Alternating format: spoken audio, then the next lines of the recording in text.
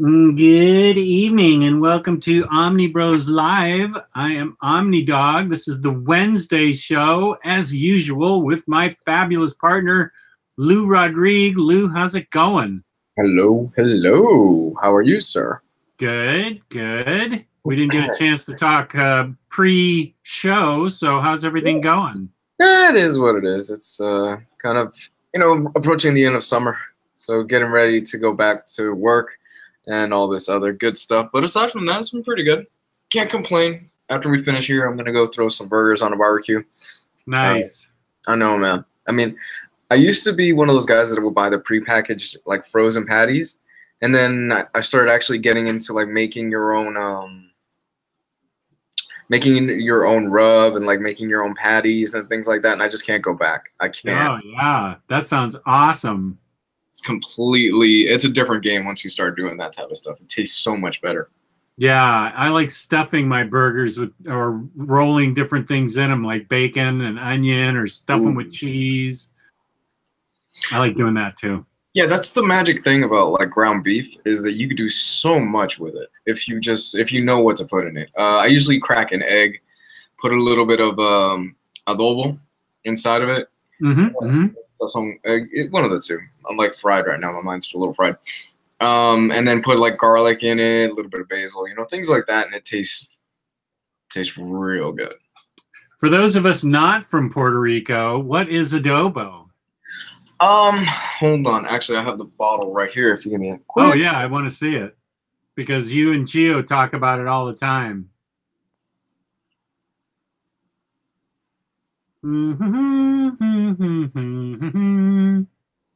Hey guys. Hey Tyler. Hey Kevin. Hey Jesse. Hey Iron. Vegan.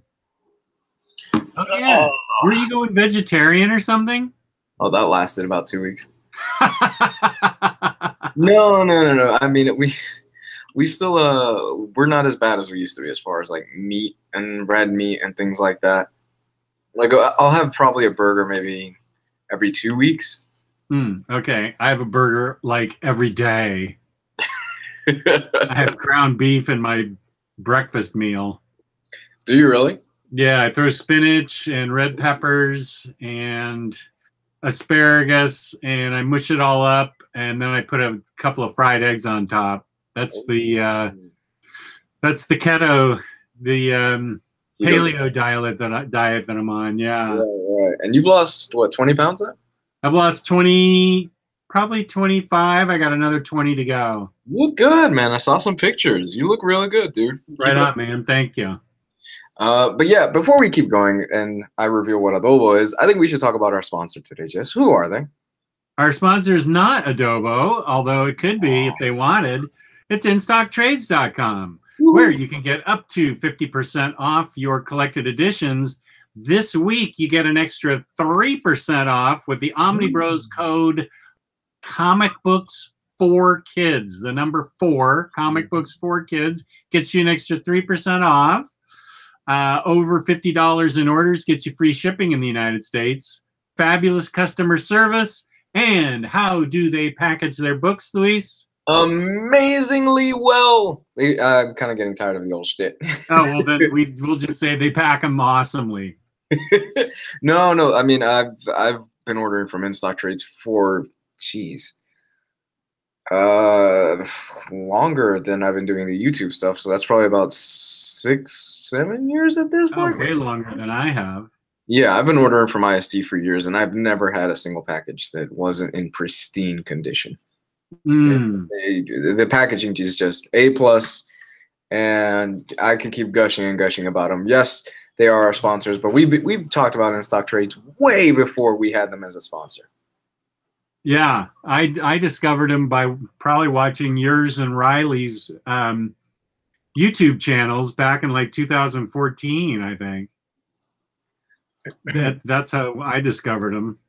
I didn't even know they existed until you guys were talking about them. Really, you'd be surprised how, like, whenever I say like In-Stock Trades or something like that, like on my YouTube channel, like people ask me, hey, where do I order books? And I always say IST. They're always like, wow. They hit me back and they're like, wow, I can't believe how great the prices there are compared to the other competitors and things like that. Well, yeah, and the packaging too compared to their competitors. So yeah, special 3%. The Omnibroslive comic books for kids is helping us. It's a promo for the comic books for kids charity, which 100% of the money they raise goes to getting books into the hands of sick children in hospitals. They're completely volunteer, and they take 100% of their money, buy books, and get them age-appropriate books, and get them into the hands of kids in hospitals. I mean, you can't get much more heartwarming than that for a charity. They take every single dime and get it to a comic book into the hands of a kid, and that is great. So we like, if you want to go to their site, it is a very simple website.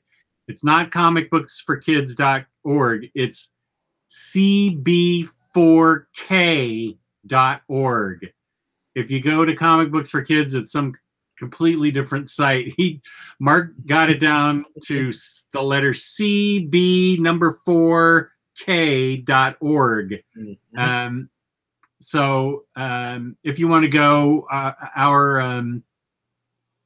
our charity, that's the kind of charity that we support, and we've raised almost $500 for them, and it's through donations from viewers like you that help keep Comic Books for Kids going, and we appreciate everything that you viewers do to help with that cause. Damn. Which segues into Adobo. Ooh. Or Adobe or Adobio. What is it? So adobo is a Caribbean kind of seasoning that we have. It is just a mixture of different seasonings mixed all together. It's horrible for you. Like, it's the sodium level on this is absolutely crazy, but it tastes amazing. You can put this on chicken, burgers. I've known people that put it on their eggs because they're crazy like that. That sounds good. Yeah. Okay. So here's the serving size. For one fourth a teaspoon, there is 350 milligrams in sodium. For a quarter teaspoon? Yeah. Isn't that like 10 times the daily requirement? It's horrible. The amount of sodium in this is horrible, which is probably why most Spanish people and most Caribbean people have really high blood pressure. The ingredients: salt, granulated garlic, tricalcium phosphate, oregano, black pepper, and turmeric. Oh, all right.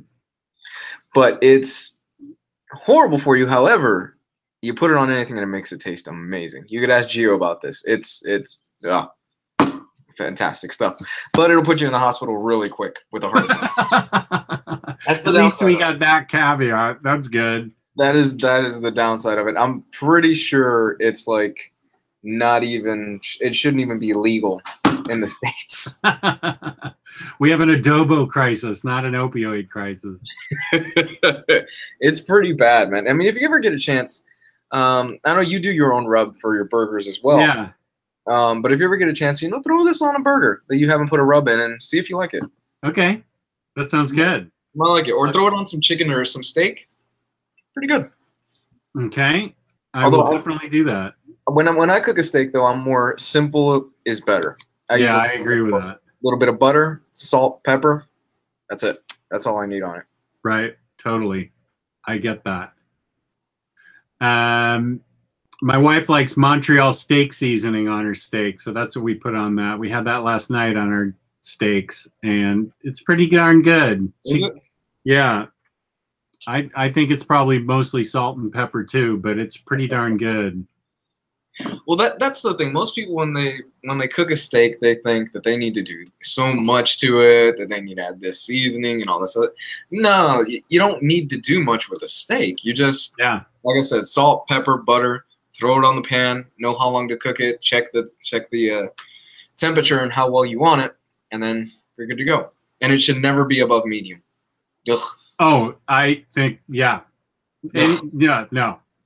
I like mine medium rare, and anything above medium, we should build a wall and keep you out of this country. It's horrible. I hate medium steak. It's like you're chewing on rubber. Yeah. I know somebody that likes it rare, but rare to the point where it's bleeding on her plate. That's a little too much for me. Yeah, she loves it rare. Like, I could send you pictures where it barely looks like it was cooked. No, that's a little too much for me. Yeah, I'm good. I don't need it that bad. So our topic tonight is a pretty big topic for me anyway, because I'm so old. I remember back to the Magnavox Odyssey days. Oh my gosh. When it was $100 for that console, and all it did was play Pong. And we thought Pong was the greatest thing. Let me think of how old I was. I was a teenager, probably mid-teens when that thing came out.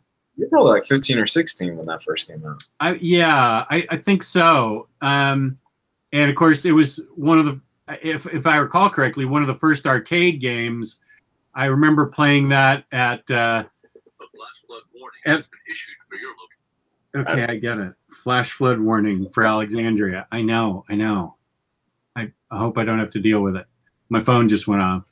I remember the Red Vest Pizza Parlor in Monterey, California had a Pong game, and we went there, and Pong was a big deal. It was like an amazing video game. It was, well, of course, now you look back and you just think, how that's the equivalent of using, flint and stone to create a fire. And I get it, but it was a big deal to get a Magnavox Odyssey for Christmas. And $100 was a lot for a console at that time. It went for a lot. Yeah. It was pricey at the time. And all it did was play Pong. Nowadays, you can get Pong on even the cheap throwaway budget phones that are like $10. Oh, yeah. I know. And then, I don't want to go through a whole history course of video games, but I do, that's why Stranger Things, especially this season, reminded me so much of the arcade days. Now, I was in my 20s when that happened, going to arcades. But I can't remember. What I always forget the name of this game, where it was like a cartoon, and it was like a dragon. Was it Dragon's Quest or something? Dragon's Lair? It's the one that was in Stranger Things, wasn't it? Yeah, that's the one that was in Stranger Things. And that thing was like 50 cents to play that game. And I never got very far at all playing that game. The arcade game I liked the most was Donkey Kong. Ooh. I love that game. Donkey Kong, man. Yeah, I would. In Puerto Rico, we had when I would spend my summers in Puerto Rico, they still had old arcade machines around the town. You just needed to know where to stop. And my grandfather would take me sometimes, about every Friday, down to a pizza shop, a little Spanish pizza shop, and he'd give me a few quarters, and there was an old Donkey Kong machine in the back, and I would just spend so many quarters feeding into that thing. Yeah, me too. Mine was at Long's Drugs in Carmel, and I would show up there, and it was another little kid. He was probably 10. He and I would be the ones to be playing this game, and we got to be friends. I was probably 23 at the time. I'm friends with this 10-year-old kid who was listening to Human League on his Walkman. But he and I, he was such a nice kid. We would switch. He wouldn't stay there for 5 hours. He and I would switch off. And I think Donkey Kong was hard. I remember I probably only got past the 5th screen or so, tops. And then, of course, then the Nintendo system came out. That was a really big Christmas present for me that my brother gave me. And that's where I played. First, I played Mario with it. And then I played Zelda with it. And I can't remember, was it A Link to the Past? It was where at the very end he was defeating his shadow. That was the boss, his shadow. It was a top scroller until you got into a fight, and then it was 2D. Oh, you got me on that one, man. I don't know. That's before my time. Really? Like, okay, to give you a sense of what my first video game experience was that I remember as a kid, it was my parents buying me a Super Nintendo and Super Mario Brothers, like Super Mario Brothers World, I think it was, and that was my first game experience. Okay. A Super Nintendo was mine, man. I love the hell out of my Super Nintendo. I abused the crap out of that thing until I got a PS1, PlayStation. I ended up getting a Nintendo 64 instead of a PS1, so my memories are of my Nintendo 64 and not PlayStation 1. I did get PlayStation 2, and that's where a couple of my favorite games are going to come into play here for our top 5 or 10, whatever we're going to name. That PlayStation 2 got a lot of use in my house. The PlayStation 2 was a good system. They had a lot of good stuff on there. They had a lot of games, a lot of really good games. Yeah, they did. And then I got an Xbox, and then I got a Dreamcast, which has 2 of my favorite games, which I will name. And then on and on up until now, where I have everything. Same. I have everything right now. I have all 3. I mean, I have a PS4, Xbox X, or whatever it is, Xbox One, and the Nintendo Switch. So I would be happy. I didn't want to turn this into whole history of video games, but I do remember those Stranger Things kids going to the arcade, because in college we had an arcade, and the arcade games that were big were like, somebody mentioned it in here, I think Galaga. Yeah, Chris M mentioned Galaga. That was big. Galaga.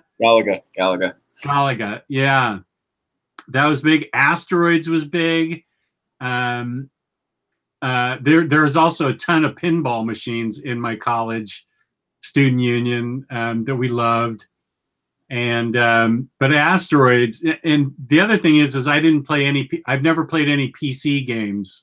I've always been a console player. I've never played any video games on a PC. So I know PC guys have like 10 times the computing power that video game consoles do, but I've always hated the controls on a computer. I guess now you can plug in a controller to your computer and work it, but until previously, I hated hitting the up and down button and the Q and the A and the Z or S or whatever. I just wasn't good looking at the keys. I was always better with a controller.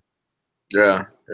That's more recently. It's probably within the past 10 years. It's become a lot easier for you to use a PS4, Xbox controller with a PC, and it just makes it a whole lot better. I'm not a PC guy simply because I just don't have the time or the money to invest in building a good PC rig for myself.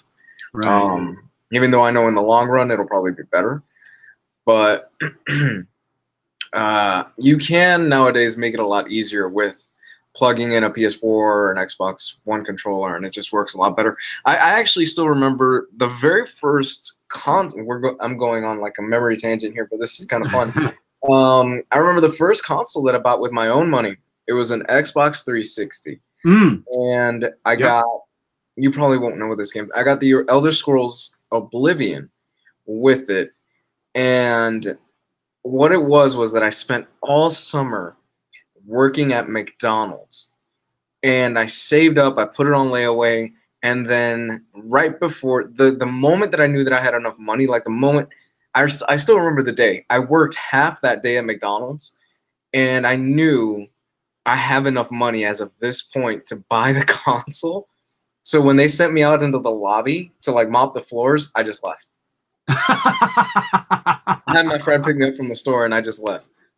And that was your experience at McDonald's? That was my last job at McDonald's. I probably worked 2-3 months at McDonald's, and that was it. Well, you did it for the right reasons, though. You wanted to get money to buy something, so yeah, I don't blame you. Yeah, and that was it. Like I left immediately after that. I never came back again, other than to pick up my paycheck. I came back to pick up my last paycheck because back then I didn't have a bank account, so I did the direct. I didn't. They would cut you checks, Right. and stuff like that. So I just showed up. The manager was pissed. He looked at me and he said, "Are you here for your last check?" I said, "Yes." "Did you bring the uniform?" I said, "Yes." I threw it on the counter and he threw me my check, and that was the end of it. Oh man. Yeah. Oh well. Yeah, I bought the Xbox, the first Xbox, specifically so I could play Halo. Wow. I loved Halo 1, 2, 3, 4, 5, whatever. I've played all the Halos and I love those games. But I eventually got tired of fighting the same foe. It felt like everything was beautiful and really cool, but I was always fighting the same kind of foe. They didn't introduce a new kind of foe. I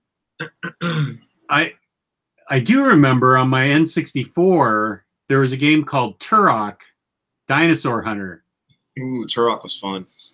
Did you play that on the N64? I never owned an N64, okay. but I played it at a friend's house.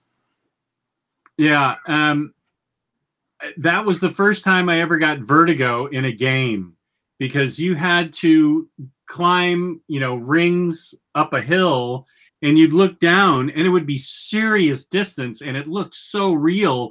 I was like, oh, I can't even look.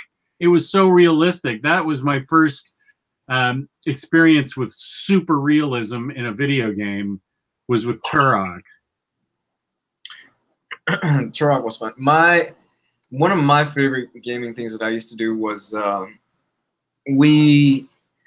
back when I was younger, I used to go to church a lot, and after church, like one of the pastors there, may he rest in peace right now, Pastor David, he would have everybody come over to his house, like all these people, and we would have like what's called LAN parties, which, God, I'm dating myself at this point, and I'm sure there's just like 4 people in the chat right now going, what the hell is a LAN party? Where we would all bring our Xboxes, we would bring the TVs, we would hook them up in his house, and it would be easily, geez, how many people could you do on Halo 2? It was probably like 16 people. Whoa, 16-player Halo games? Yeah, if I remember right. I think it was like 16 people. Anyway, we would get the maximum amount of people, and we would all compete together. And we would do that probably until about 4 in the morning. And just great times. But those are memories that, while it's great, the online stuff that's going on right now, because it brings a lot of people together, you just don't have those same memories that you have of being with a whole bunch of people, with a group of friends. And it's kind of sad because this generation, it probably won't experience this. Being with a group of friends, you're talking shit with each other. You've got a few drinks. We shouldn't have been drinking at a pastor's house, but whatever. He was really loose with that stuff. And you're just having a good damn time. And you will never forget the memory of you having to lug a huge ass tube TV. Oh, yeah. One with all the, we're very blessed these days because, you've got an OLED TV, you've got a flat screen TV. They're pretty light nowadays comparatively. But if you had a fucking tube TV that's like the size of probably like a Calyx shelf or something like that. Oh, and but they weighed so much. Yeah. And then you had to drag that thing up 3 flights of stairs to get it to your friend's house. And then, Lord forbid, you forget a cable. Then you got to go back to your parents. Just so many fond memories of it. And it's stuff that I will always cherish with me. Those are just memories that I will always have with me. Yeah, I don't play multiplayer online, but I did play multiplayer with the N64, and this is funny because I played Mario Party with my daughter, who was, let me think, 8 at the time, and 2 of her girlfriends, and we'd be the 4 people with the 4 controllers playing Mario Party. So my memories of multiplayer gaming is me and 3 little girls playing Mario Party and Mario Golf on the N64. I never played the golf games. I never got into the golf games or anything like that. But just, I don't know. I'm feeling kind of nostalgic right now thinking about it. It was just a simpler time. And I really, really loved my Xbox. I remember getting my Xbox. I got my Xbox for Christmas, and I got Halo 2 with it. And I played the hell out of it that day. I would probably open it up around 8 in the morning, and I didn't stop playing until about 10 o'clock at night. Like, I finished the main story in one day of Halo 2. That's how much I loved that game. And then I would go online, and your kids, you talk shit to other people online and play and stuff. But it was fun. Yeah, and I remember GoldenEye. Somebody just brought up GoldenEye. Iron Cardinal brought up GoldenEye. I loved GoldenEye on the N64. It was a serious source of frustration, though, because there were no save points. You had to play through an entire level or get sent back to the beginning. And that made me throw my controller more than once because I was in my 40s. I didn't have the reflexes of a 12-year-old kid who was, kicking my ass right next to me if you were doing competition, because they knew right where to go to get the golden gun, and then they just kill me when there'd be more than one player. Yeah. But when it was by myself, you had to play the entire level. There were no save points. That was super frustrating, and it never changed. Every bad guy would be in the same pattern, so you'd have to learn and you'd memorize exactly where that person was as you killed them, who was coming up around the corner again. It's not like now where there's artificial intelligence that moves the enemies around and stuff, and you can't predict where they're going to be. So eventually I got through that game, but it was a major source of frustration that there were no save points. Save points are, without them, I would not be playing video games today. Yeah. Oh, Perfect Dark was a good game on N64. Nash Villains. Perfect Dark was good. Kids have it pretty easy today, man. It's with their fancy save points. Yeah, because it used to be where if you wanted to beat a game, you had to beat it outright, or you had to remember kind of like a cheat code or something to kind of get you back to the level that you were off. And it was a pain in the ass every time that would happen, where you had to go to you had to leave, or you had to take care of something, or you had to go with your mom to the grocery store or something in my case, and it's like, no, but I'm in the middle of something. Yeah. Yeah, so you couldn't leave. So I would shut the TV off and leave the system on. Yeah. I totally get that. You had to keep it going. And you couldn't risk burn-in on your TV screen, because wasn't that a real possibility that you get screen image burn-in on your TV screen if you left it on too long? Or am I thinking of computer monitors? I think, I'm not 100% sure, but I think you're thinking more of computer monitors. Okay. But I really shouldn't talk, because I sunk probably over, when I was growing up, probably over 400 hours into Fallout 3. Like, I sunk into a lot of time into that game.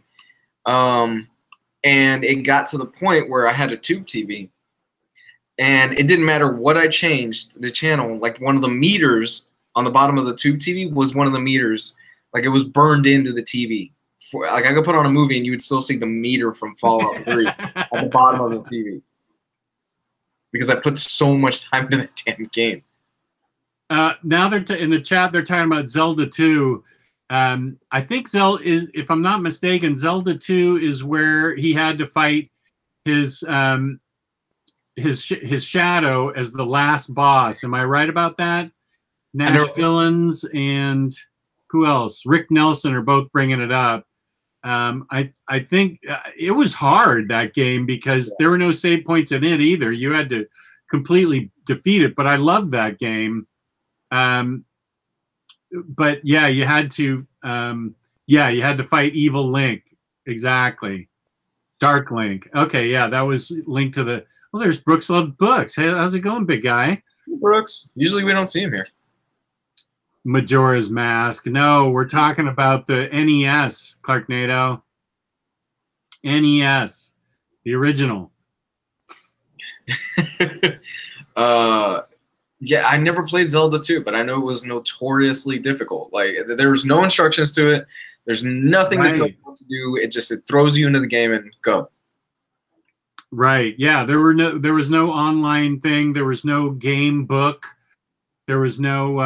I remember calling my cousins in Cleveland, and because they were little, they were my second cousins. They were my cousins' kids, and they had played it. And I would call them long distance when long distance cost real money back in the late '80s, and I'd say, "Hey, I'm in Link. How do I get out of this situation?" And they talked to me for like 15 minutes on the phone for making it like a $10 phone call back before it was all you could eat, phone call making. So that was the NES, and that was incredibly hard. Speaking of like family relatives, I had an uncle. The first time I played Mortal Kombat, I should not have been playing this game. Jeez, I don't remember how old I was, but my uncle was the one that brought it over, and my father was in the room, but my mom didn't know about it. So my uncle puts in Mortal Kombat into our Super Nintendo, and I start freaking out. I'm like, oh my God, he's got blood. And then like he rips his skull out of the guy's head, and I'm like, holy shit. This is awesome. Did they rip the spine out too? It's been so or just the long, skull? It was I think it was a spine or something. I don't remember. I never played it, but I know it was notorious for being really bloody, ripping the whole. I mean, that's pretty boss when you think of it. No, but it was Mortal Kombat for me growing up. It was Pokemon. No, that's way past your time, but Pokemon was huge for me growing up. It was just, and I still play the games today. They're fun games. But it was insanely huge for me growing up. And I remember the cards in school basically being like crack cocaine. It was illegal to have them. And if you made deals with another kid, you had to do it under the table. Mm-hmm. It was, I remember the first time I found out about Pokemon. I was sitting at the lunch table. I had like my lunch box out. And the friend across from me, he had this manual with like all the Pokemon inside of it. And I go like, what's that? He goes, oh, it's Pokemon. I'm like, what the fuck is Pokemon? He slides me the manual, and then I look at it, and I was like, this is fucking awesome. Like all these different monsters and stuff like that. Like, yeah, it's pretty cool. It's brand new. And that Christmas, I asked my mom, can I get Pokemon? And she said, yeah, you can get it. The thing was, we were really tight on cash at the time. My father was working crazy hours.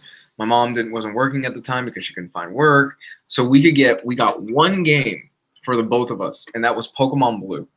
And me and my brother had to share that. Is that on the Game Boy? That was on the Game Boy. Okay. Me and my brother had to share that, and that was our Christmas gift. And I still remember to this day, my mom was like kind of tearing up. She's like, I couldn't get you almost anything else. I'm sorry. I know this is kind of like a weak Christmas. And me and my brother were like, we don't care. We have Pokemon. Oh, man, so many great memories. Well, we should probably get started on some. We have already talked about our favorite games, but we can get specific. Yeah. And talk about. My daughter was just here doing laundry, of course. Mm-hmm. The laundry machine at her apartment she doesn't like. She'd rather come home and do laundry. Ooh. So what we did was we finished The Last of Us. Oh, man. So we finally finished it. And we liked it a lot. But she does not like zombies at all. And the zombies are really gnarly in Last of Us. They make so many great, gross sounds. I don't care. I don't mind zombies, but she really hates them. So she said she felt like her favorite game was Uncharted 4 that we played recently. Okay. So I liked it. I mean, it was really cool, and it was really good that I had her, because I hated the sneaking around parts, as you know, that I hate sneaking around. Yeah. And she hates the shooting parts, which I like shooting. So it was perfect for both of us. And she said the next game she wants to get is the new add-on to Uncharted 4, which is with two women, with Nadine from Uncharted 4. She wants to get that next and play that next. So that's fine with me. Although her friends are trying to talk her into Tomb Raider, the new Tomb Raider. which it doesn't matter to me if she wants to play it. It's just really good bonding time. But she has a mouth on her, that kid. She swears like a sailor when we play video games. She just lets it loose, and it is something. Uncharted 4, Last of Us. How did you feel about the ending of Last of Us? Because Last of Us is great all around, but to me, it's more the story that gets you. Did you like the ending? I mean, you can feel free to talk about it. Last of Us is like, at this point, that's like a 6-year-old game, 7-year-old game. Yeah, I think we felt a little let down by the ending. Okay, just a little bit. We like the ending of Uncharted 4 more. Mm-hmm. We were a little bit let down. We were like, that's what's happening. That's all there is. Okay, but the story was great. How Joel came to really love Ellie. Like his own daughter. So that was really cool. And it was very satisfying at the very end for me to kill everyone in that hospital. That was the job my daughter gave to me, even though there was some sneaking around. I was throwing nail bombs. I was throwing Molotov cocktails. I was shooting things. I was blowing people up. I had to use everything in my arsenal because I was so sick of everything. I was like, this is the end. I know this is the end. I'm using every weapon that I've got. So I was just flamethrower everything. I was killing everybody I could. Nurses, doctors, soldiers. Get out of my way. I want to finish this game.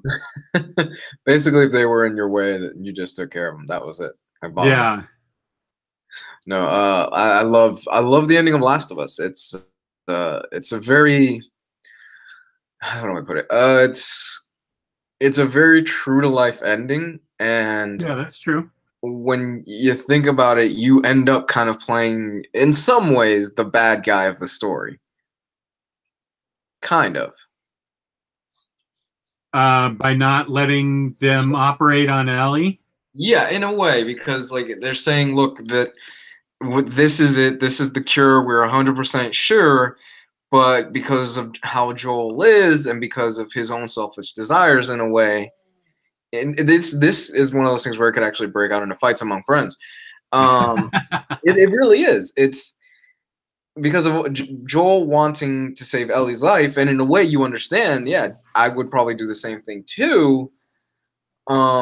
He's kind of damned society. I mean, as far as we know, because the second one comes out next year is what they're saying. So, but it seems like at this point he's kind of damned society because she is the cure. Well, that's a good point, and it was a true to life ending. So, I since I just finished it, I'm probably going to have to wait a little bit, and sort of digest it. Yes, but the one thing about Uncharted 4 was, I mean, we must have put in 100 hours into that game. It's a fun game. It's a bit too long for my taste, but it was a little long for us too. But we really enjoyed it. We thought it was great. It looked great, and the action was great. The controls were great. The story was great. The voice acting was amazing. We loved the whole thing, and so that's why she wants the Lost Legacy or whatever the add-on is going to be for Uncharted. So that's fine. I'll download that and we'll play it next week. It's I've played the DLC. It's really good. You're gonna like it a lot. It's a lot of fun. Okay, good. Well, playing as Chloe is a lot of fun for a game. One of my favorite games coming up. I've already mentioned Pokemon, but another one of my favorite games growing up as a kid was jeez, I can't remember. Oh yeah, Skyrim. I loved Skyrim when it first came out. Now, is that a role-playing game? Yeah, it's by the same people that made Fallout. It's by the same. The Elder Scrolls Skyrim is insane. Like my girl still plays it. She loves Skyrim. Just the fact that you can kind of do anything anywhere, all the dragons that are around the place. It's still such a fun game, and it's still a great experience overall. And I remember getting out of school and picking it up at midnight and then coming back, putting it in, and not sleeping the entire night. Did your girl ever beat the genie yesterday, or not the genie, Ursula? Oh yeah, she's been playing Kingdom Hearts. Yeah, I had to beat her. I had to beat her for her. Oh, you did? What did she think of that? Was she just super frustrated at that point? After about 2 hours, she said, "You know what? I just give up. I'm not doing this anymore. Here, finish it." So I ended up beating that. She was rough. She was actually kind of tough. She ended up actually beating Ursula. She's been playing through all of Kingdom Hearts 1 and 2 again because she wasn't feeling too good the other day, so I bought her the collection. And they're fun games. The story doesn't make a bit of damn sense, but they're fun games. I haven't played them, but they sound really fun. They are, but the first one especially is more geared towards younger kids. With the aesthetic, you know, of course, you're hanging out with Donald and Goofy, but they're still fun games. They're a lot of fun. The second one ups it a little bit more, and it starts kind of growing up with the kids as the kids grow up, like my age. And it does get more mature in certain areas. And we'll see. After like 10 years, we're finally getting the third one in next January. I still don't believe it's coming out. And is it a role-playing game also? No, not really. Not really. You play as a guy named Sora, and that's pretty much the extent of it. Dude, if I were to try to explain to you the convoluted mess that is Kingdom Hearts, I would need a whiteboard, a cigarette, and a lot of alcohol and time, because it's a mess. It's spread out over the 2 main games, and then there's like 10 side games for the DS. It's just the story of Kingdom Hearts is a convoluted fucking mess. Like you need a PhD to sit down and explain this shit to people. I didn't get to play that, but I did on the PS2. I will name my 2 favorite games that probably nobody else played. I had to look them up to remember them specifically because now that I think about it, the PS2 was what, 10 years ago? At least. Yeah, at least. 2018, maybe 2004. I don't know. I'm kind of fuzzy on that. I remember the Dreamcast was around 2000. And I had 2 favorite games on that. But my 2 favorite games on the PlayStation 2 was a game called Primal. And let me look at the other one. Just a sec. Primal and Draken, The Ancient Gates. An action-adventure PlayStation 2 game with role-playing elements. It is a sequel to the 1999 PC game Draken, Order of the Flame. This was a cool game because... first of all, you got to ride a dragon and fight other dragons in the sky, but then you would land your dragon, and then then it became like a role-playing game. So it was an action role-playing game. And you had a list of things you had to do. Like the very first thing you had to do was, before you could even learn to ride your dragon, was you had, and I feel bad about it to this day, there's a peasant trapped in a cave. And you were supposed to go in and rescue him. Now, you didn't have to do all these side quests, but it added to the game. And I played through about a third of the way, and then something happened, and something got corrupted, and I had to start over. And I forgot to save the peasant in the cave. So to this day, in my mind, he's still in that cave. And I forgot to save him, and I feel so bad. I finished the game, and I'm like, oh my God, I need to start this over and save that peasant at least. So and then, you know, you had to help the town, and you had to do a few other things. You had a bunch of chores, and then you could power up your dragon, and you were always fighting these other evil dragons. And it was really cool. I loved that game. That was on the PS2. And PS2... Jeez, I'm trying to remember all the games that PS2. It was so long ago. I'm trying to remember what great games the PS2 had. Luckily, we have the internet, so let me actually do a quick Google search. I have a list of PS2 games right here. If you want me to send you the link. I'm pretty sure I could find something. Okay, here we go. Grand Theft Auto San Andreas, Metal Gear Solid 3. That was fun. Those were good stuff. See, that's Metal Gear Solid's too much sneaking around for me. Couldn't get into it, huh? No, it was just way too much sneaking around, and I hate sneaking around. I want to get to the action, man. You just want to jump right into it and start fighting. Exactly. My other favorite game, nobody probably played this one, but I remember it got high marks in some magazine, which is how I got all my this was, I think, before, it wasn't before the internet, but it was before the internet had, you know, super huge. It's back when magazines actually existed for games, and you could buy them in video game stores at like GameStop, and they'd have reviews, and it gave high marks to this game called Primal. It was a woman that had a tattoo on her back, and it turns out she was just like flumphering through life, and it turns out her tattoo could actually light up and fire up, and it gave her powers to go into these other dimensions and solve these other problems with different creatures in various different levels. It was super fun. I loved Primal. I just loved the heck out of that game. let me see if I can get what it says about Primal. Primal, an action-adventure horror video game developed by blah blah blah. The game was made available blah blah blah blah blah. Oh, was made available for the PlayStation 4 through the PlayStation Network with slightly improved graphics and trophies. So I could play Primal again. Okay, it was 2003 when it came out. I could play Primal again on my PS4. I'm totally doing that. I loved that game. I just loved everything about that game. That was 15 years ago, so we know I have a terrible memory, so I'm sure I've forgotten everything about it. I'm going to download that tonight.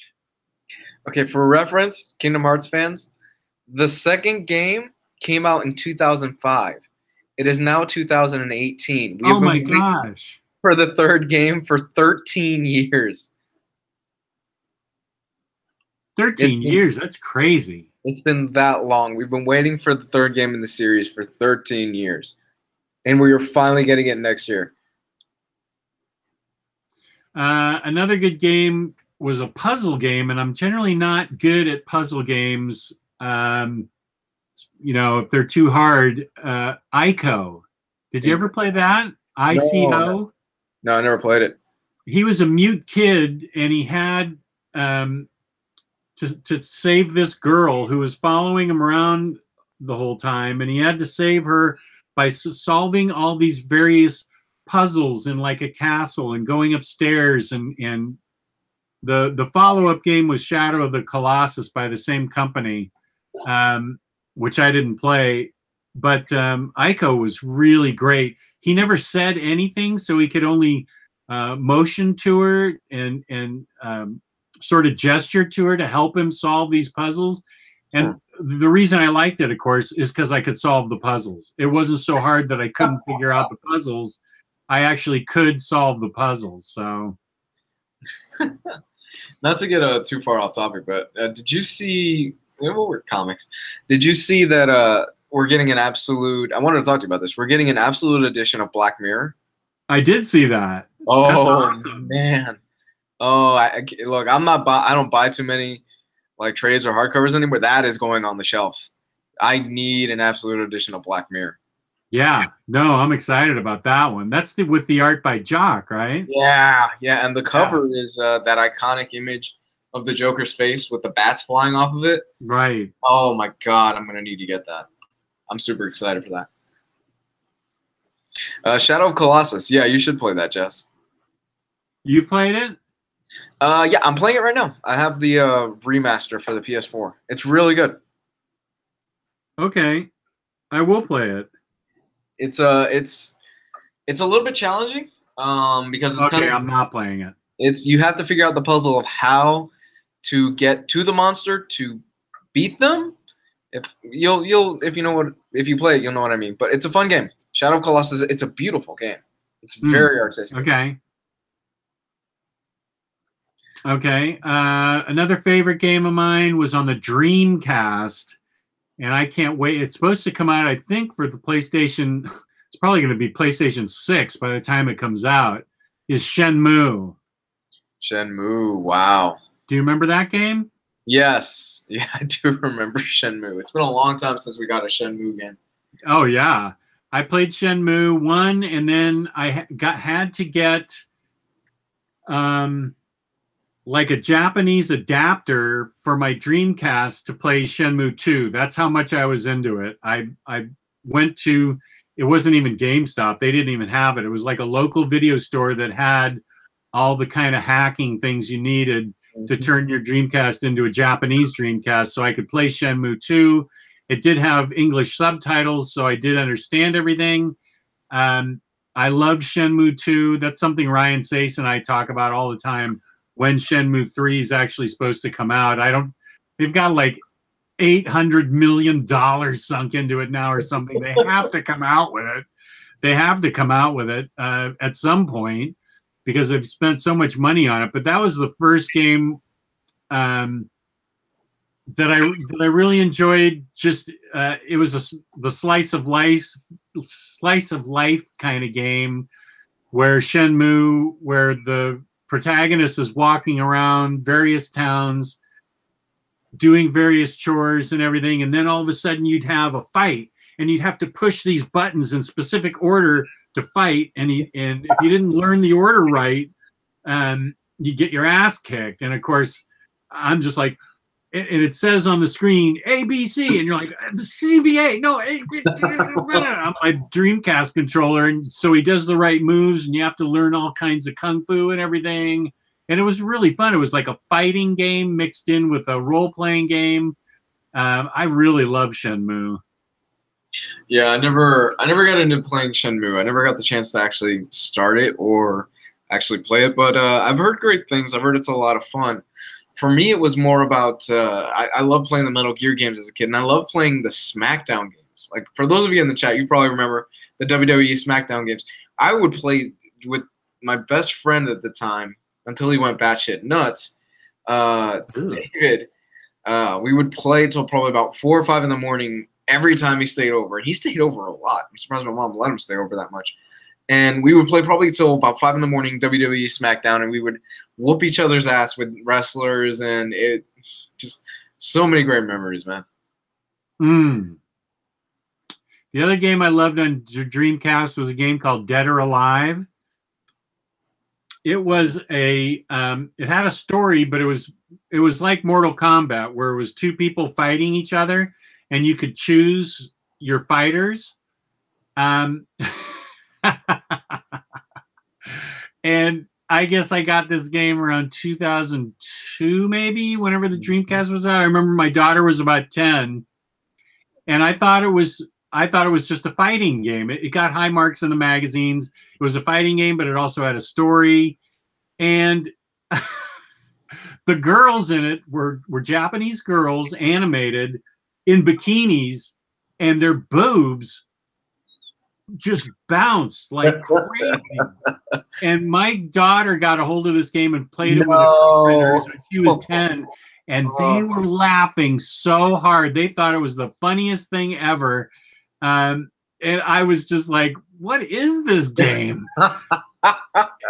The girls were fighting in bikinis, and it was like hentai practically. Oh my God. I was like, how did I bring this into the house? But I loved it because I could actually play it, that I was halfway decent, because I'm a button masher. I'm not real good on, if it needs a certain move in a kung fu game or something, that I'm good at that. I'm more like, that's why I suck at Super Smash Brothers, because I'm constantly just mashing all the buttons. So that's why I like Dead or Alive, because I could actually learn the moves and defeat somebody in the karate or whatever it was. Oh man! And did your wife ever find out about that? Oh yeah, I played it on the main TV upstairs. Oh wow! Okay. I don't think she was even paying attention. My wife. Your wife never got into video games? She was never. Oh no! That's not my wife's thing. Not into that stuff, huh? No, in the Venn diagram of life, the only thing we meet on right there in the middle is Spider-Man movies. She loves Spider-Man movies. She saw Spider-Man Homecoming with me, and she saw all the other Spider-Man movies that I saw. She loves Spider-Man. So that's it. Well, I mean, they say, you know, you should find somebody that doesn't have all your interests or like opposites attract and all that stuff. So it makes things interesting and you learn things. Yeah, we are exact opposites. Yeah. We're Yeah, pretty, we are. me and her are pretty much the same. We're pretty opposite on a lot of things. Makes things interesting. Also makes things a lot more exciting when we fight.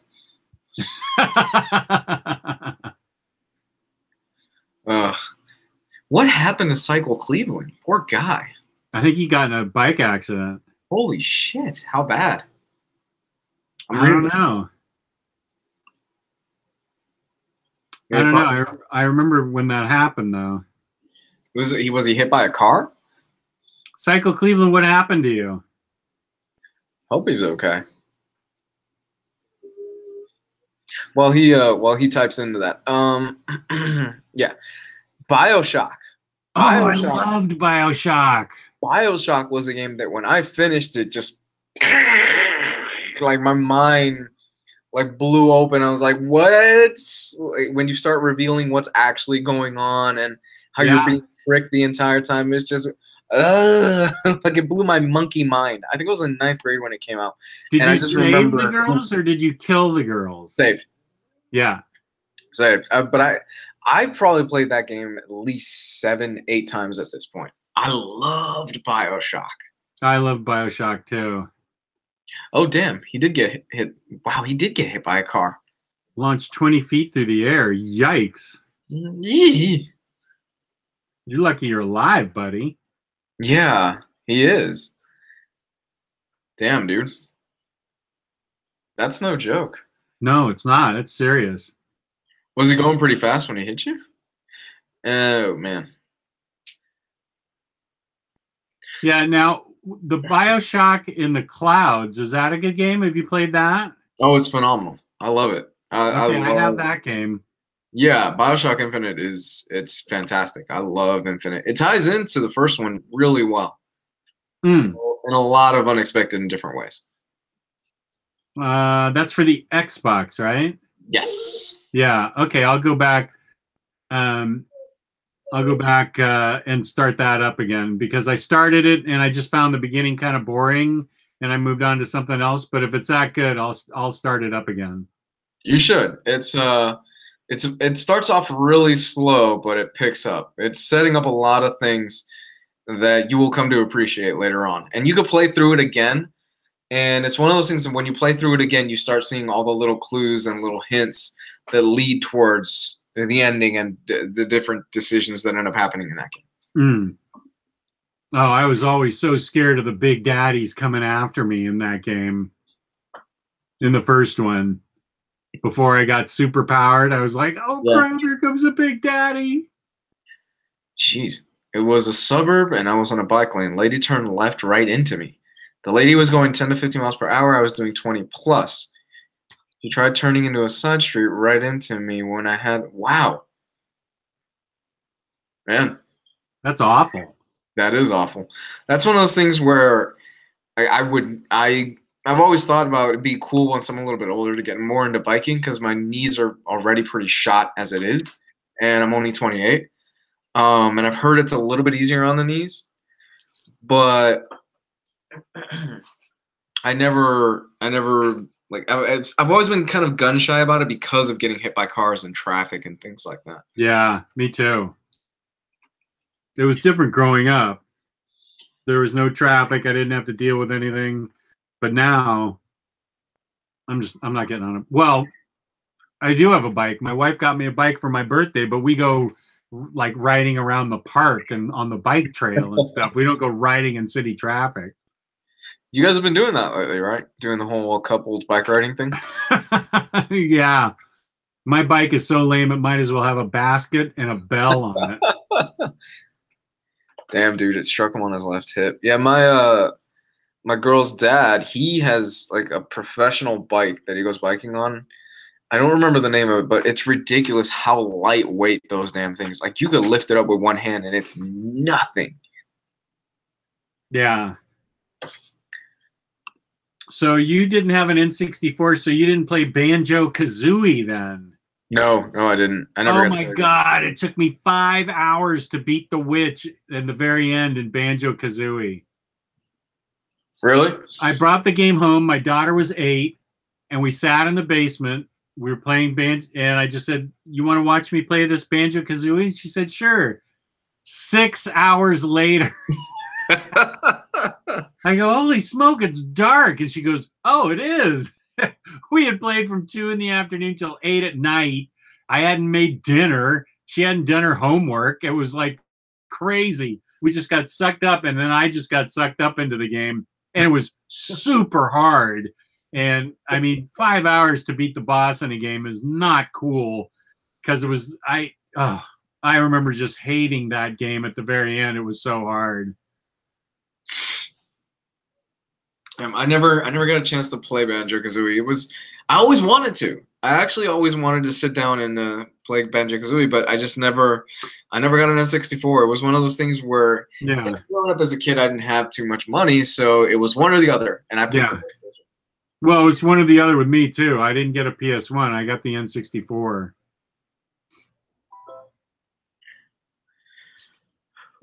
What do you say we start taking a few questions now? Because I actually have to go fire up the grill in a few minutes. Okay. Does anybody have any video game or comic questions for us? Anything at all? Well, I got some news. I got some good news, Jess. I just saw Lock and Key is officially getting picked up by Netflix. Woohoo! Oh, it is? Yes, they got a pilot, but now they've officially set the series to order on Netflix. That book gave me the willies, man. So good. That was such a good, creepy book. Oh, it's fantastic. It's probably the best thing that I've read from Joe Hill. Actually, I don't think we're going to get much from the chat right now because it seems to be Cycle Cleveland and Chris M talking about biking. I don't think anybody's watching us anymore talk about video games. They're in the chat. Yeah, Lock and Key is finally getting a series order at Netflix, and I can't wait. Awesome. That's great. Now, have you seen, I still haven't, I mean, we talked about Stranger Things. Have you watched any of Legion yet? No, I haven't. No, me either. No. For Clark Nato, I haven't seen Castle Rock yet. I'm sitting down with it tonight, and I can't wait to see it. You should watch Castle Rock, Jess. Okay. You are a Stephen King fan, so you'll probably like Castle Rock. It's on Hulu. Chris M., I do not have any Turok hardcovers. What I finished yesterday was the second season of Handmaid's Tale. Holy crap, that was good. That's a show that I don't see. It wins a lot of awards, but I don't see too many people talking about it. I love that show, and it's so damn good. Are the first okay. I need to watch Legion next. First, I need to finish Star Trek. Then I need to watch Legion. Hey, they're getting a second season. I know. Woo! That's awesome. I love this first season. I'm not done yet. I've got 3 episodes to go. Is it worth the CBS All Access or whatever the hell they're calling it? In my opinion, yes. It's that good. It's that good. Wow. And this is from a lifelong Trekkie. Yeah. It's one of the best Treks I've ever seen. How does it fit within the timeline of it? And me being somebody who, other than the movies and Wrath of Khan, like other than the recent movies and Wrath of Khan, would I be able to jump into this and understand and appreciate it? I think so, yeah. It's pretty new friendly? Very. Yeah, it's just a whole new adventure. Okay. So is it set during the time of Kirk and like Spock and all of them? Let me think. It's a consider it like a parallel dimension Star Trek. It's not canon, I don't think, because in this episode, there's an adopted girl that grows up on Vulcan. She's the main lead in Star Trek Discovery, and she's brought up alongside Spock on Vulcan as a human learning Vulcan ways. So it's a different timeline. So consider it an alternate dimension Star Trek. Okay, so it's another timeline. Yeah. They're fighting the Klingons like right from the get-go. The Klingons just start a war. Oh, wow. And like first episode, and it's how they deal with the fact that the Klingons can cloak, and they can't, but they have a secret weapon that they're using, a special way of traveling, which I won't give away, but it's really cool. But it does have callbacks to the original series in it. There are references and characters they bring in that are familiar to old Star Trek watchers. Okay. Yeah, while I like the J.J. Abrams stuff, I think it was a bit. I like the J.J. Abrams stuff, but I think it was a bit more Star Wars than Star Trek. Huh. Okay. Well, I love the J.J. Abrams stuff. I did. I just think, in my mind, Star Trek is more, and again, limited experience. Like, I've seen Wrath of Khan and a few of the other movies. It's more about exploring space. And the J.J. Abrams ones were more. It's about, okay, the original Star Trek was more about exploring space and dealing with politics and things like that. The J.J. Abrams ones, while they still had that, they had a little bit more Star Wars flair to it too. Yeah, no, I agree with that. The IST code ends midnight Saturday night, this coming Saturday, July 28th. Yes. Midnight Saturday night. And the IST OmniBros code, which is, I just typed it in, comic books for kids. Woo-hoo. So get that extra 3% off on your orders. That's right. From our sponsor, InStockTrades.com. You'd use that extra money you saved on a nice gift for your wife, or just spend it on more comics. Either one. Yeah. Wherever your priorities are. Right, exactly. Have you seen Turbo Kid? No, I haven't. But I'm going to sit down. I plan to sit down eventually and actually watch the new Star Trek stuff. There's so much good TV on. I need to watch Legion. I know we've talked about this a lot. There's Legion. There's that HBO show with Amy Adams, which I didn't care for it. I saw the first episode and I thought it was just, it was okay. But the second, my girl loved it. So we're going to sit down and watch the next episode. What's it called? It's with Amy Adams? It's with Amy Adams, and I can't for the life of me remember the name of it. It's written, the book that it's based off of is written by the same lady that wrote Gone Girl. Oh, okay.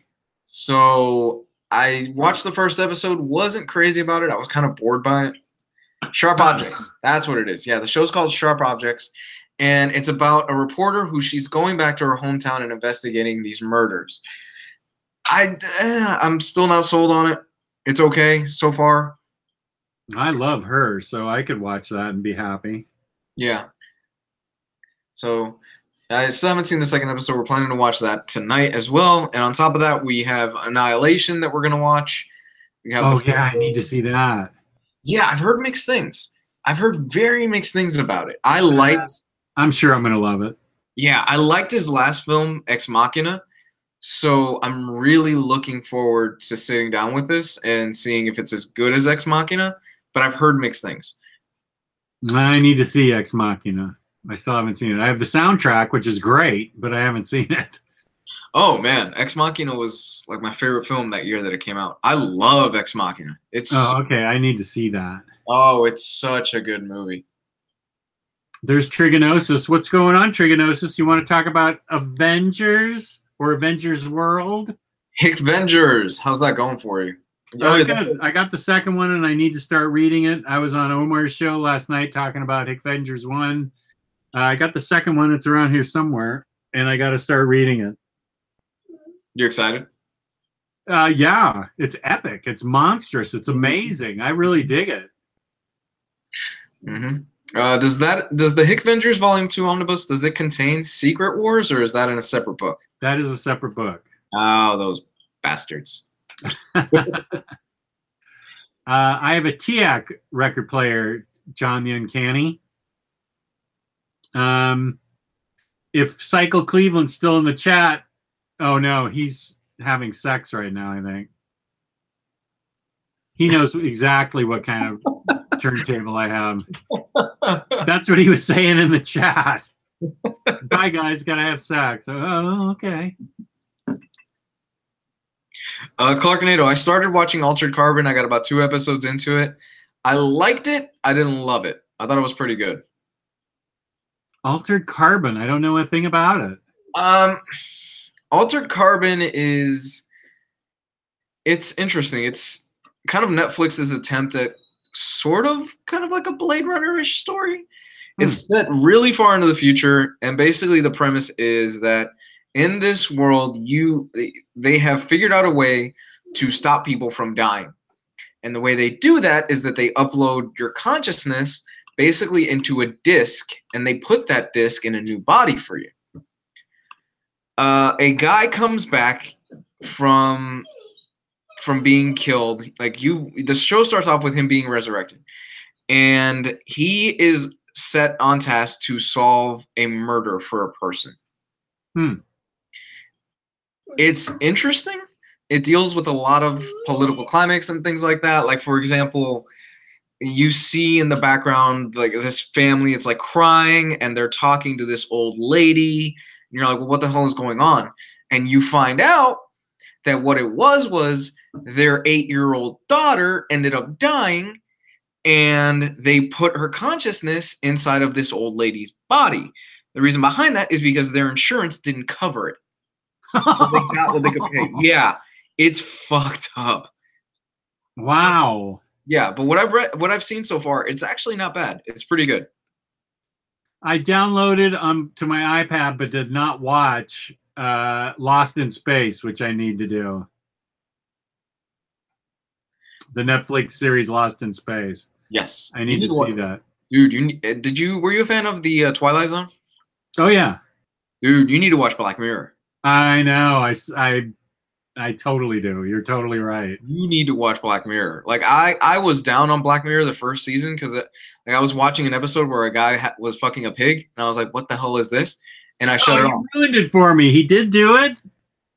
Yeah. Well, you gotta my apologies, but I skipped ahead to the latest season, and fuck, Black Mirror is good. It gets dark though and depressing.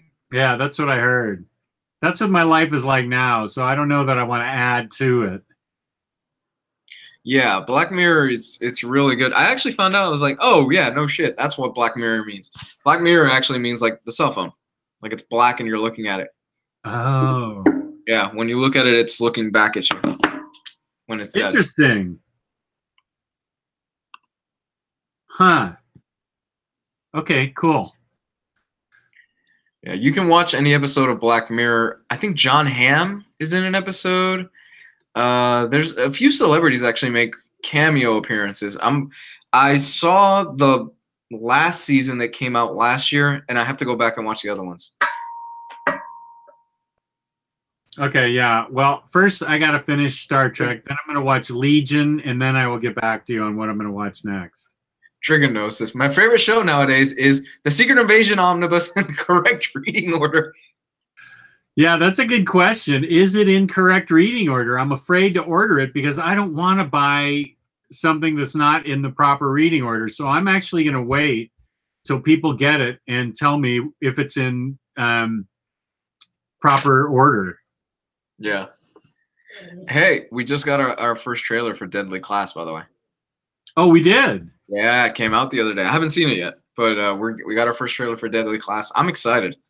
I love Deadly Class, man. That stuff, that's one of the best books being put out right now. Rick Remender is killing it. I need to read it.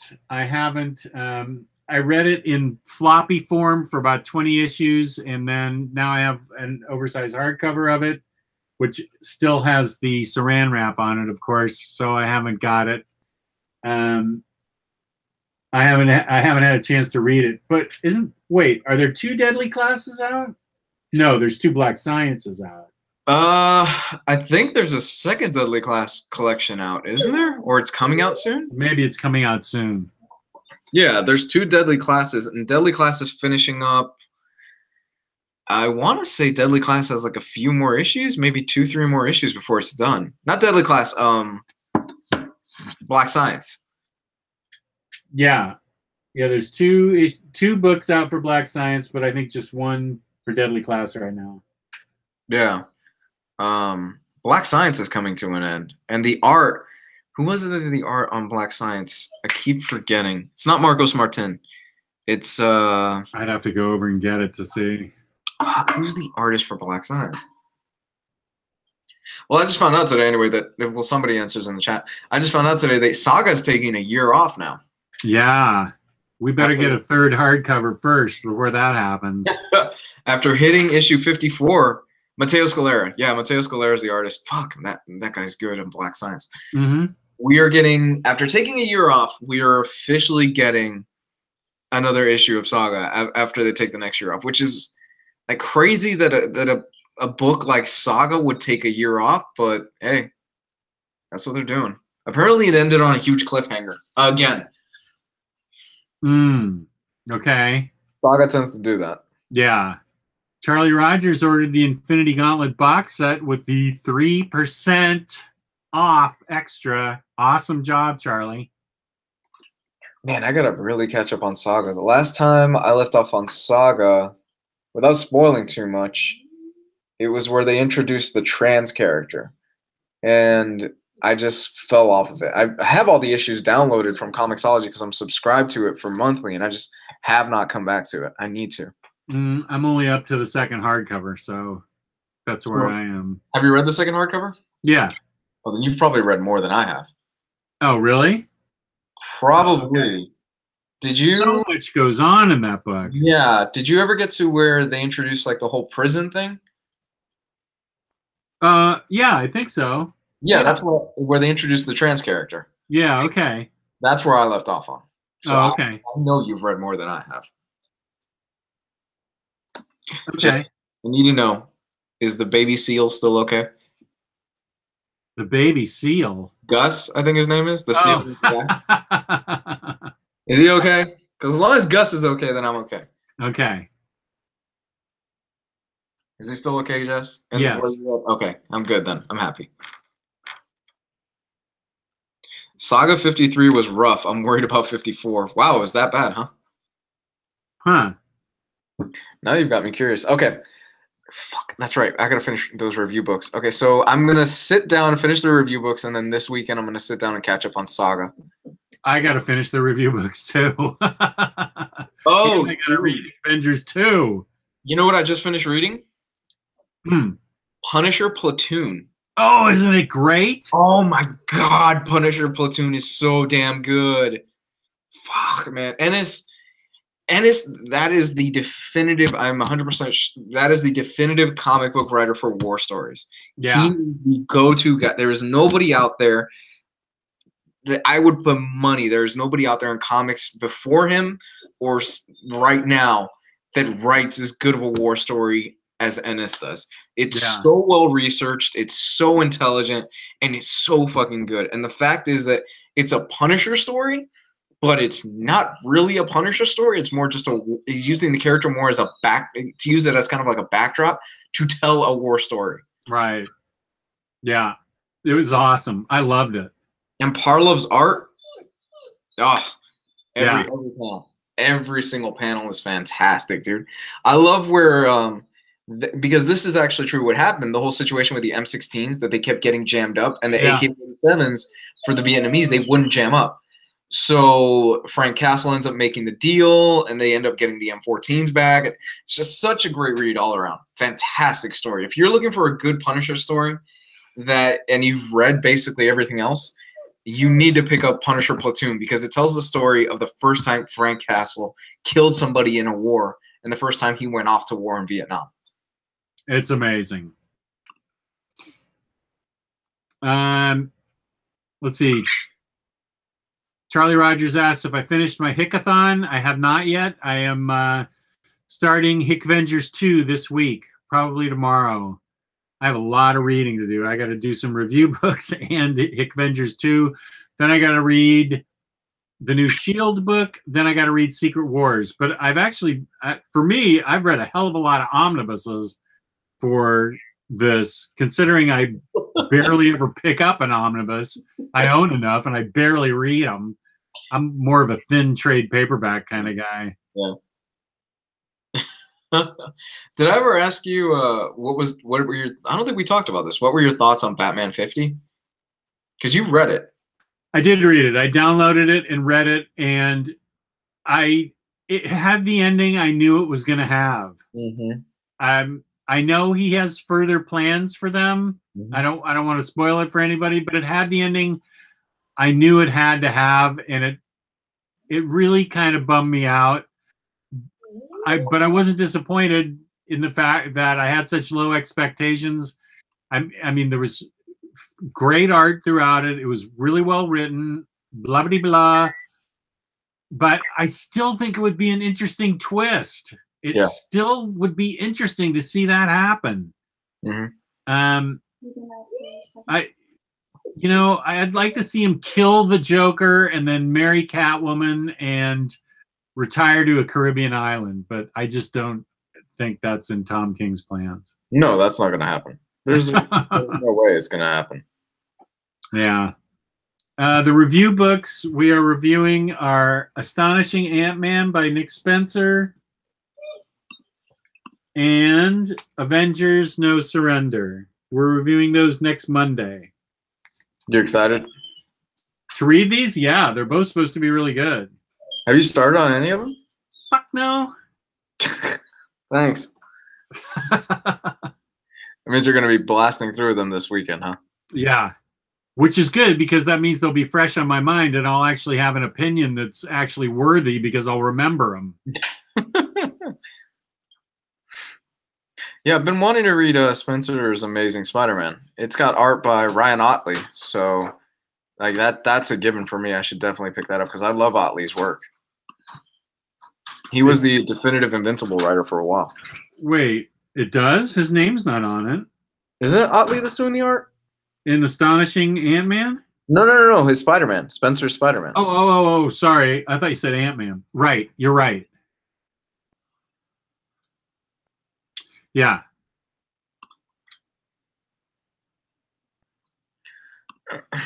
Spencer's Spidey is actually really good. That's good. I think they've still got plenty of good writers at Marvel, so I'm looking forward to all the new stuff they're pumping out. What was your take on the X-Men wedding issue? I never read it. I didn't read it either, but I know Omar did. And I'm sure Riley did. Did Omar like it? I think he was upset with it because he gets upset with everything. I think it was supposed to be somebody else getting married, and then Rogue and Gambit ended up getting married. It was somebody was supposed to get married, and then somebody else ended up getting married, and he didn't think it was handled properly. Oh yeah, Charlie Rogers, I'm loving my Hickathon. I think it's great. It's some of the best comics I've ever read. Omar doesn't actually like things. No, Omar just doesn't like Bendis. He doesn't like. He doesn't like anything. Are you at least enjoying? You're enjoying the Hickathon. Oh yeah, a lot. I read Secret Warriors, both Fantastic Fours, Avengers 1, all his Ultimate comics, Shield, Architects of Forever. I loved every one of them. Loved. Yeah. I mean, Avengers is epic in scope. It's astonishing. So yeah, I'm digging it a lot. Yeah, it's really grand in scale. Yeah, it really is. I'm going to have to do a little rereading of it for me to do a review of it because I finished it a couple weeks ago. And of course, all the knowledge is leaked out of my brain now at this point. And there's so many things going on that I'm going to have to reread it a little bit to do a good review on it. Oh man, you're going to reread most of it? No, I'm just going to have to skim through and take notes. Oh, I was going to say, bless your heart, Jess. No, there's no way I can reread it, but I would enjoy it if I reread it, I bet. That is a lot of comic books to read, man. Yeah. I like the, kind of looking back on it, I love the issue with Peter Parker and Johnny Storm when they're roommates. Yeah. How great was that, man? Johnny Storm, such a shitty roommate. Oh, he was a horrible roommate. And then Peter opens the door at the end of the issue, and a nihilist is sitting on the toilet. Wait, that's Fantastic Four, right? Yeah, that was the Fantastic Four stuff. Yeah. That was after Johnny came back. That was Right. those were kind of those issues where Hickman was done with his overall larger story, and he just had like another 20 issues of just kind of him dicking around and just doing whatever he wanted to do. Yeah. It was good stuff. It was really good stuff. Awesome. I'm working on gathering all the Hickman runs. I finally got volume 2 of Hickman's FF. Need a volume 1 bad. Is volume 2 of his FF out of print? Of his Omnibus? No, just volume 1. Volume 1 is out of print. Yeah, of FF. I did not know Ennis had a new horror book. Thank you, Clarknado. I will be picking that up right after I'm done here. I didn't know that either. Walk Through Hell. What's that about? Ennis horror. That's got to be awful. I mean, awful as in great writing about awful things. 2 issues, huh? Okay. Cycle Cleveland, what kind of turntable do I have? Aaron Cardinal, I'm excited for the Captain Marvel omnibus just solicited, but I must get that old school cover. That modern cover is awful. Which Captain Marvel are we talking about? I don't know that it's an omnibus, but I think it's more of a deluxe edition. It just got announced yesterday. Is it the Kelly Sue stuff? Or Monday. There he goes, TIAC 400S. Thank you, Cycle Cleveland. That is the turntable I own. Thank you. I think John the Uncanny asked that. Is it that's the Kelly Sue stuff, right? Are we talking Captain? Oh no, Captain Marvel. Oh, Captain Marvel. Okay, I always think Shazam as Captain Marvel. I always forget Captain Marvel Omnibus. Okay, I don't know what that's. I don't even know what we're talking about. It's Ms. Marvel old school stuff. Okay. Oh, it's old Omnibus. Okay, it's Ms. Marvel. Okay, that stuff is classic. Not a fan of the Kelly Sue stuff, though. Just not a fan of her writing in general. I am, so there we go. Not for me.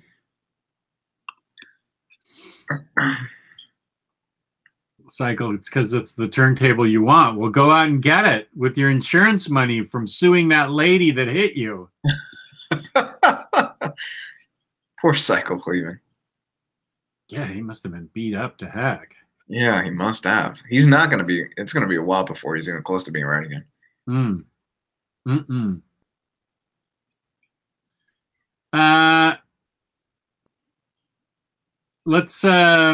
me give a quick shout out to InStockTrades.com, our sponsor, where you can get up to 50% off your collected editions this week, ending July 28th at midnight. Is the code, the OmniBros code, Comic Books for Kids, the number 4, Comic Books for Kids. It's not case sensitive. You can order as many times as you want. It doesn't stack. So it's 3% across the board. You can get 53% off if a book's 50% off. They give you free shipping if you order $50 or more in the United States. Fabulous packaging and fabulous customer service. That's InStockTrades.com, our sponsor. We love them. Woohoo! John Byrne is coming back to the X-Men? Who said that? Hold on. I was just scrolling through my feed. This can't be right. I didn't know that. This can't be right. John Byrne has begun writing and drawing a continuation of his iconic X-Men run, picking up from the end of Uncanny X-Men 136 in an alternate history take on the franchise. Wow, I didn't know that. Where'd you find that? Newsarama. Ah, Newsarama. Yeah. So I guess we're getting new John Byrne stuff. Wow. Okay, good. It's been a while. Yeah. Hasn't it? It's been a while since Byrne has written anything, hasn't it? As far as I can recall, but I'm not the guy to ask because I have such a bad memory. Yeah. But I'd remember that. All right, Jess, let's go ahead and wrap this up. All righty. Where can they find you on the interwebs? You can find me at Comics Guide 101 on Facebook, Twitter, and all that good stuff. And of course, on YouTube. I will have a Shazam video / Captain Marvel going up tomorrow. Ooh, that sounds good. Mm-hmm. You can find me, OmniDog, on OmniDog's Vault, and on Instagram, OmniDogs_Vault. Woohoo! And with that, we say good night, everybody. Thank you for tuning in. Thank you. If you can, hit the like button, subscribe. You can hear us on iTunes and whatever the Android podcast is. Give that a listen if you're on your way to work and you want something to listen to. So take it easy, everybody. We love you all, and we appreciate you taking the time to watch us. Have a good night, everybody. Peace and love. Peace and love. Bye.